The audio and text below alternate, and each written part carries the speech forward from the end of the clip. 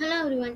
கூலி படத்தில் கடும் அப்செட். ஏமாற்றத்தில் நடிகை ரெபா மோனிகா ஜான் எப்படி சொல்லியிருக்காங்கன்ட்டு வாங்க பார்க்கலாம்.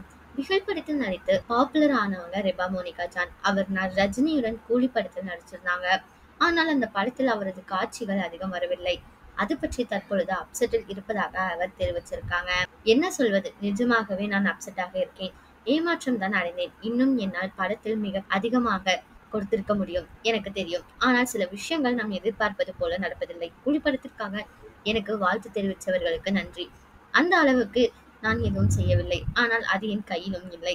என்ன செய்கிறோம், படத்தில் என்ன வருகிறது போன்ற விஷயங்கள் எல்லாம் நம் கையில் இல்லை. ஆனால் படத்தில் பணியாற்றியதற்காக மகிழ்ச்சியாக இருக்கேன்.